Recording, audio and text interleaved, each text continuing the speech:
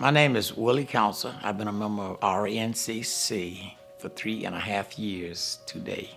Well, when I first came in contact with RNCC, I was living in a assisted living place, paying $3,500 a month because I couldn't stand up, I couldn't hold my head up. I was transported there from the VA Medical Center because had a head-on collision with an 18-wheeler.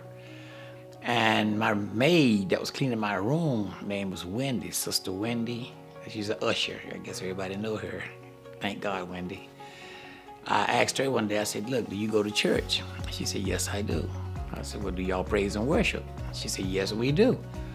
I said, well, because the guy here, all he do is want to read a Bible to me, and she started smiling. She said, can you go to church? Tonight is Wednesday. We got Bible study. I said, well, sure, just help me get in my BMW. I had the BMW. So she said, okay, no problem. I'll get one of the gentlemen to come down there and help you this afternoon. So I made it to Bible study that night. After I got into the church, my same little chair I'm sitting in now, in the corner there. That's where I've been sitting for 3.5 years. And I said, well, I like the people. You guys was really interesting because y'all was a hugging church. I've never been hugged like that so many times in one day by everybody. And I love that, And then I told the pastor about my cancer. I got diagnosed with cancer right after I got back on my feet. So I relocated to where I'm at now. And he and I had a talk. And the first lady, she came to me and asked me what kind of meds I was on. And you see that big box of medicine on the table, that's what I was taking. I was taking something like about 25 pills a day to keep me going. But at the same time, I think I was actually killing myself. But I was in so much pain.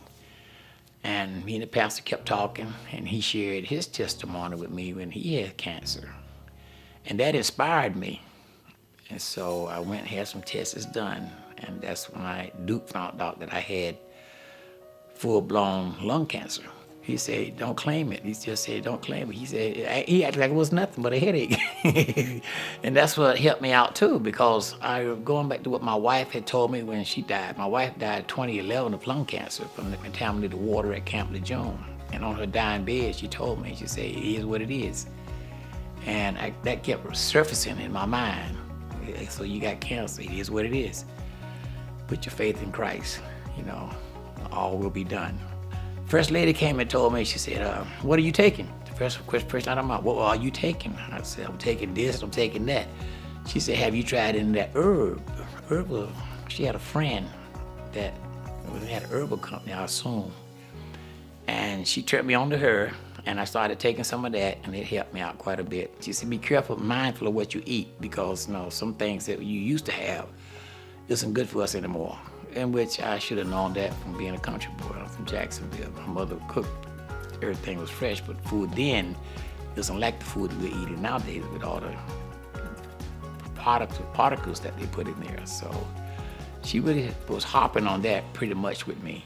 Be careful what you eat. Make sure you take the vitamins and the herb. Herb is good. So now if you look at my kitchen, you see I got a lot of herbs in the kitchen there. Tea. I drink a lot of tea. It's been working pretty good for me. Well, during my treatments, I had more phone calls coming in from you guys, and when I'm leaving, when are you going? Seems like y'all know my schedule better than I knew my schedule, when you got to fly out? You leaving after church today, or do you need us to take you to the airport? And they prayed for me a lot. There was a lot of prayers going on. I could feel it. Sometimes when I be sitting in my chair, I get the cancer center, getting that Nivola in my arm, I could feel somebody praying for me, and I knew it was coming strictly from RNCC. I really did, because we got some praying people at that church. And when I would fly out of here, whether I would fly or drive, and I would be real calm about the whole thing. And I never really stressed out about it, because I still kept that in my head. It is what it is, and God has the last say so. And for some reason, my doctor, she told me after I started getting better that she didn't think I was going to make it. Ain't that amazing? I didn't have time to concentrate on my cancer or my sickness. I was also, my ministry helped me get off those pills too, because I didn't want to come to church goggle-eyed or Google-headed, so to speak.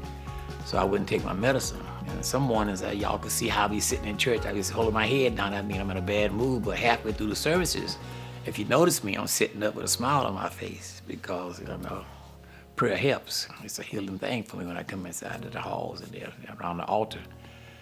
And that really helps me out quite a bit. And I heard a lot of the brothers tell me that I'm a inspiration to them because they see me pressing on. Last month, as a matter of fact, the pastor called me down, me and Mike. So he just pointed, he Willie, come to the altar. And I got up and went down to the altar. And I noticed with the pastor's eyes are like glossy, God is speaking through him real strong. And he was looking right at me, talking to me. And I told him, I said, I'm going down for my final test. He said, it's going to be all right. He just said, just like he said, it's going to be all right. And I said, well, thank you. And when I got down there, they took my CT scan. I took that with the IV and all that, and it came back negative. Nothing. Couldn't find no cancer in my body. Nothing here.